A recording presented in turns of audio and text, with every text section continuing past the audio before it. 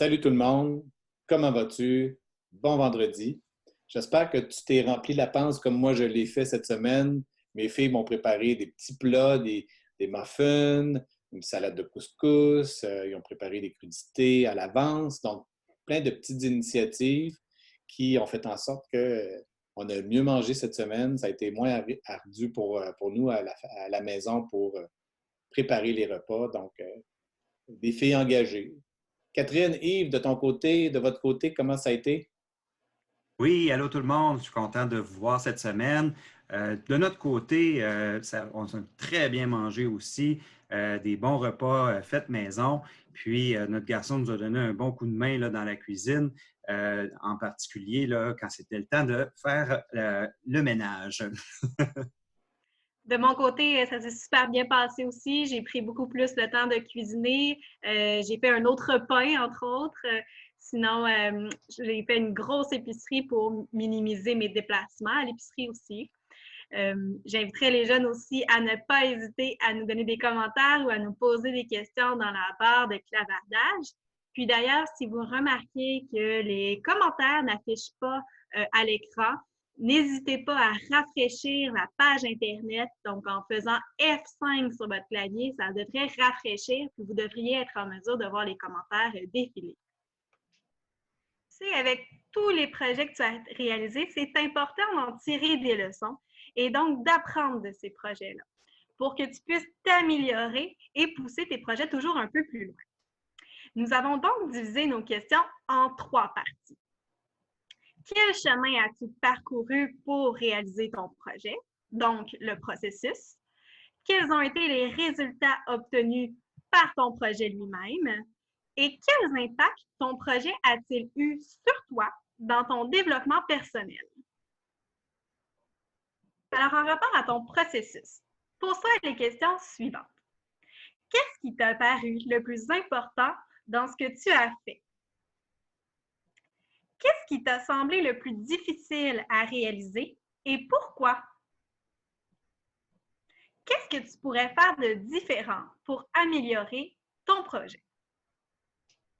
Et quelles ressources t'ont été les plus utiles pour développer ton projet? Maintenant, en lien avec les réactions sur les résultats que tu as obtenus en lien avec ton projet, tu dois te poser certaines questions comme comment ton idée a-t-elle été reçue?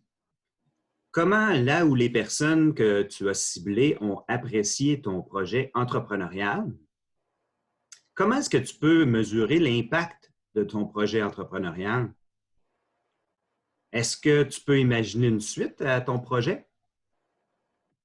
Puis, finalement, comment est-ce que tu peux faire vivre ton projet dans le temps?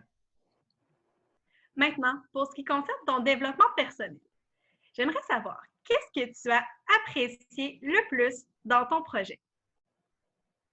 Quelle qualité as-tu reconnue en toi ou bien développée? Dans quoi t'es-tu trouvé bon ou bonne? Qu'est-ce que tu as appris? Qu'as-tu découvert dans ton entourage, dans ton environnement? Et finalement, comment tu te sens quand tu fais du bien autour de toi?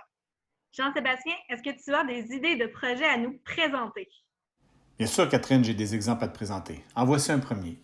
Un groupe d'adolescents, voyant que dans son environnement, il y avait des gens qui n'avaient pas accès à de la nourriture facilement, ne pouvaient pas aller faire leurs courses facilement, se sont dit, on pourrait peut-être organiser un service de livraison de nourriture. Donc, le besoin à l'origine, c'était de constater qu'il y avait des personnes qui avaient de la difficulté à se procurer de la nourriture.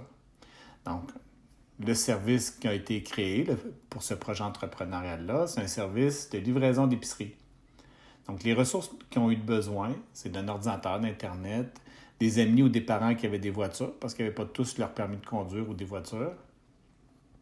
Donc, des parents, des épiciers afin de faciliter le travail, des contacts qui ont pu les aider à identifier les personnes qui n'avaient besoin. Ça a été les personnes ressources qui les ont aidés dans ce projet-là.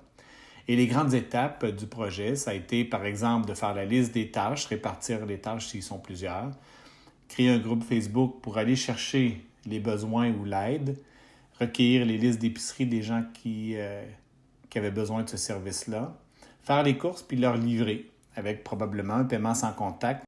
Un deuxième exemple, c'est des frères et sœurs voyant que leurs parents étaient dérangés à plusieurs moments quand ils leur demandaient qu'est-ce que je mange comme collation, qu'est-ce que je mange midi, j'ai faim, etc. Donc, ils ont décidé de s'organiser une routine pour faire en sorte que les collations santé et les crudités du midi soient toujours faites à l'avance, puis que ça fasse en sorte qu'il n'y ait pas besoin de poser cette question-là à leurs parents.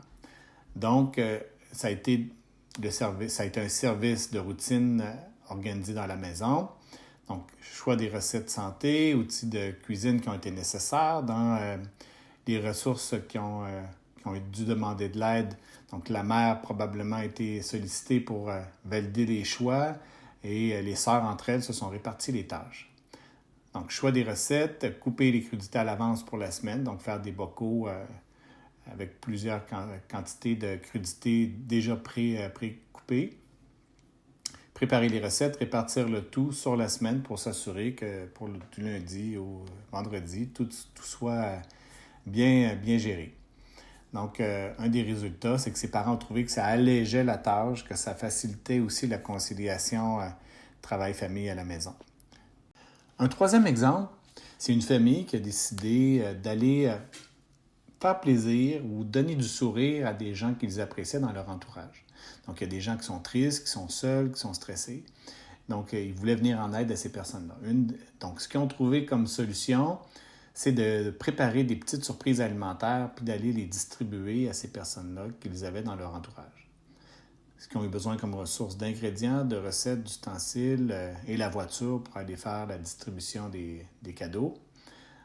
Quelles sont les personnes à qui on demandait de l'aide? Donc, certainement les parents pour les aider à cuisiner, mais aussi à les livrer, ces petites gâteries-là, dans leur environnement proche. Donc, les principales étapes, ça a été de choisir les recettes, trouver les ingrédients, préparer les recettes, emballer et livrer les surprises. Donc, bien sûr, qu'ils ont dû aussi choisir à qui allaient faire ces livraisons-là.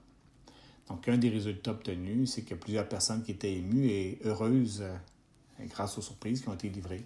Donc, encore une fois, comment on peut aider dans notre communauté par le ventre. Catherine et Yves, après une semaine aussi stimulante, qu'est-ce qu'on devrait prendre comme habitude pour poursuivre dans ces bonnes actions-là une fois la COVID-19 terminée? Oui, bien, je pense que c'est très important qu'on maintienne ces bonnes habitudes alimentaires-là qu'on a développées cette semaine. Moi, je t'encourage à poursuivre vers une alimentation saine et de continuer à développer des bonnes habitudes alimentaires. Toutes ces belles expériences-là t'ont amené à développer de belles qualités comme la collaboration, la coopération, l'autonomie, le sens des responsabilités. Donc, je t'encourage à continuer dans ce sens-là.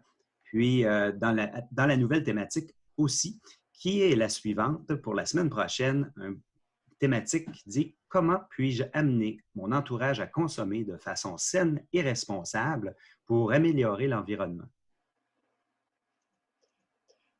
Merci de votre belle participation cette semaine. Merci beaucoup, Yves et Catherine. Je vous souhaite un excellent week-end et on se revoit lundi prochain pour débuter cette nouvelle thématique environnementale. Merci, bye-bye. Bye-bye.